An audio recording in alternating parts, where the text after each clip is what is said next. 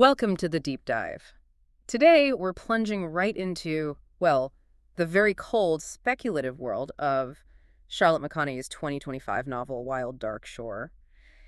And this book, it's quite something, a real literary force, I think. It definitely doesn't fit neatly into one box. No, it really doesn't. It works on so many levels. It's partly this terrifying climate fiction warning, you know? Right, but also a really gripping thriller. Exactly. A pulsing thriller, and then underneath it all, this profound allegory about, well, what matters when everything seems to be falling apart.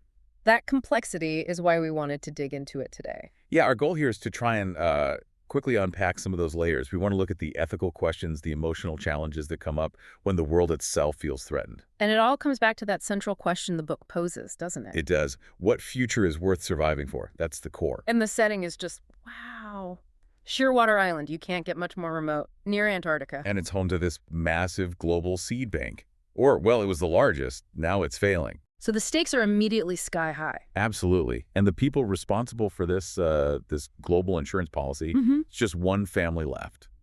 The Salts. Dominic Salt and his 3 kids, Raff, Fen, and Orly. Right. They're the last ones there. And they're living in this intense isolation, dealing with some deep, deep trauma. Specifically, the death of Claire, Dominic's wife. She died giving birth to Orly, the youngest. And that hangs over everything. Then into this closed, grieving world, someone else arrives. Yeah, Rowan, washed ashore during the worst storm the island's ever experienced. Which is quite the entrance. It's just a total interruption. Maybe one they need, but also one they really resist at first. What I find so effective is how McConaghy mirrors the family's internal state with the external crisis. Oh, absolutely. The rising sea levels aren't just a backdrop. They're actively damaging the seed vault. Which forces this impossible decision on the Salts. This incalculable math, as the novel calls it. They physically have to choose which seeds get saved and which get destroyed. How do you even make that choice? Save the hardiest, the rarest, or, as the book suggests, maybe the ones that just resonate emotionally, the ones that move us. It's an almost unbearable ethical weight, scaled down to this one family. And it connects their own decay, their own secrets to the planet's wider problem. Exactly. Because that isolation wasn't just about grief, was it? There were secrets buried on that island. Literally. Okay, so this is where the thriller element really kicks in. Rowan starts uncovering things. He does. It turns out there was this earlier group of scientists, including Rowan's husband, Hank Jones, a biologist. What happened to them? Well, Hank was given the task of sorting the seeds, deciding which species, essentially which bits of the future, to discard. And the weight of that, it broke him. He descended into psychosis? Yeah, a kind of delusion, which then turned violent. There was an ambiguous sexual assault involving Fen, who's only 17. Leading Dominic to react. Violently. He beat Hank badly and locked him in one of the vault's storage rooms. But that wasn't the only darkness. There were other deaths. Yes. Before Hank's breakdown, 2 others, Tom and Nigel, had drowned in a storm. And then Alex, who was Raff's partner, he hanged himself. Overwhelming guilt, hopelessness. And the Salts. They just buried them on the island. They buried them, kept it all hidden. Wow. That's a lot of trauma and secrets packed into one small group. Does that density work, narratively speaking? Does it feel believable, or does it risk becoming too much? I think it works. It absolutely heightens the tension. You have the external threat, the sea, but discovering these graves, piecing together the violence, it adds this intense whodunit layer. So you're constantly wondering who might break next, or what other secret might surface. Exactly. It keeps the focus tight, personal, even amidst the epic scale of the environmental disaster. That idea of things being hidden, buried, it connects to another really powerful theme, doesn't it? This sense of porousness. Yes. The porousness between life and death, that's maybe the most distinctive thing McConaghy does here. The dead aren't really gone, are they? They're just present, woven into the fabric of the living. And it's presented so naturally. There's no narrative friction. You know, the reader just accepts it alongside the characters. It doesn't feel like tacked on magical realism. Can you give some examples of how that works? Well, you have Dom talking directly to Claire, his dead wife, just like she's still there. Little Orly has these quiet conversations with dead animals he finds. And even structurally, right? Sometimes the dead characters actually narrate sections. That's right. Alex and Claire sometimes step forward as speakers in the text itself. It suggests we don't just carry memories, we carry the people themselves. They remain part of the community. Which leads to probably the most gut-wrenching twist in the book, the revelation about Rowan herself. Yeah. We realize her narration, the voice guiding us through everything. It's been posthumous all along. She dies. She does. In this incredibly intense, climactic moment of self-sacrifice, saving Orly, who she's come to see as her son. Hank locks him in the vault room. Yes. And Rowan gives her life, her last breath, literally, to save him from drowning in there. It's devastating. But it also serves a purpose beyond just tragedy. I think so. The narrative itself, the book we hold, becomes this space where the living and the dead can coexist. It performs this act of holding everyone together, acknowledging the loss, but keeping the connection alive. And that theme of connection, of sacrifice, it's echoed in the natural world, too. McConaghy uses these incredible animal metaphors. Oh, the scene with the grieving whale. It's just heartbreakingly beautiful. She loses her calf, and the other whales don't leave her. They actually retrieve the body and just huddle around her. Survival through empathy. Leaning into warmth, not pulling away. Exactly, and you see that pattern repeated. Mother wombats protecting their young from fire. Trees whose seeds only release in extreme heat. And even Claire's death in childbirth, the ultimate act of giving life through sacrifice. It's all interconnected. The human choices, the natural world, Yeah. they all reflect this same tension between connection and risk, preservation and loss. Let's shift a bit to the writing itself. The craft here is remarkable. Sources talk about how it manages to be both a thriller and an allegory, somehow sparse and lush at the same time. How does she pull that off? Part of it is the imagery, I think. Yeah. Take the title, Wild Dark Shore.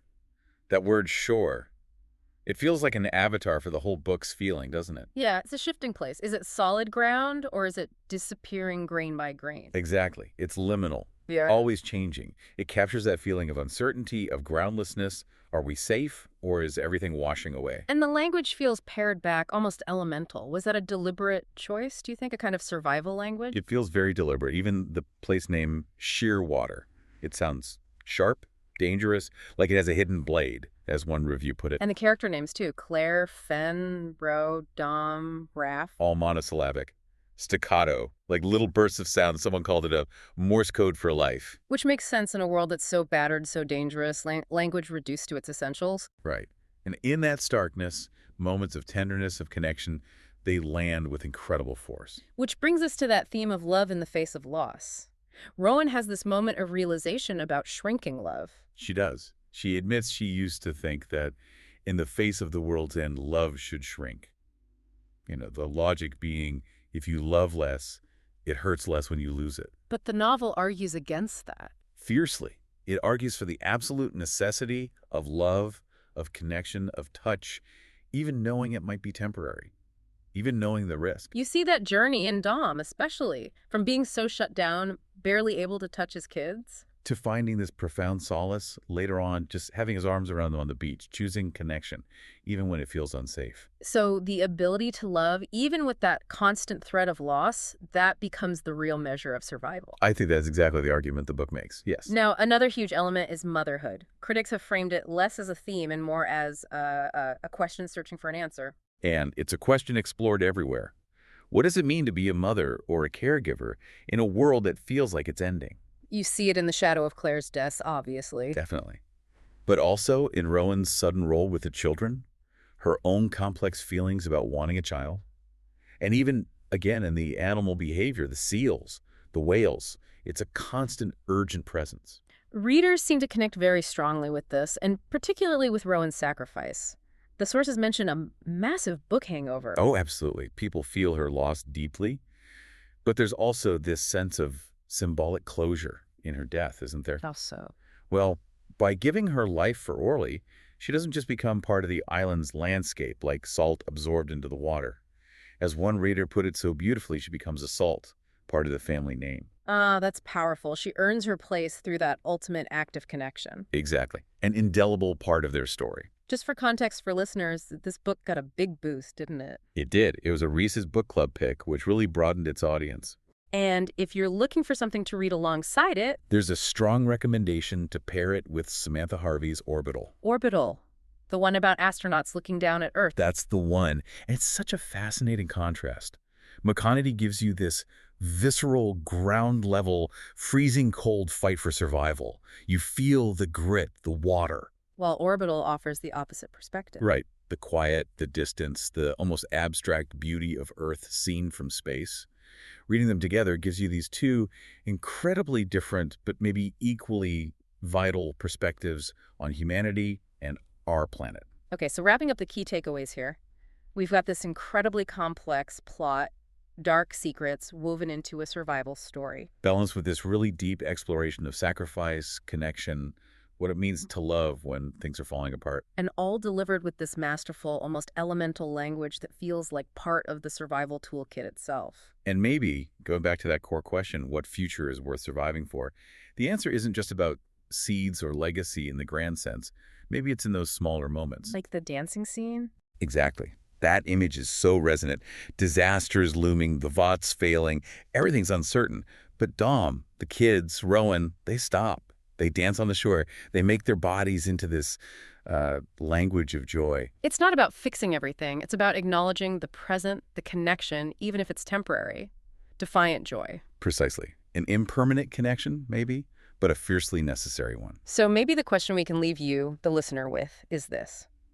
If joy, like that dance on the shore, is a vital act of connection, especially when things feel overwhelming or uncertain, what small acts of connection, what moments of defiant joy are you creating in your own life right now? That's our deep dive into a wild, dark shore. Thanks for joining us. We'll see you next time.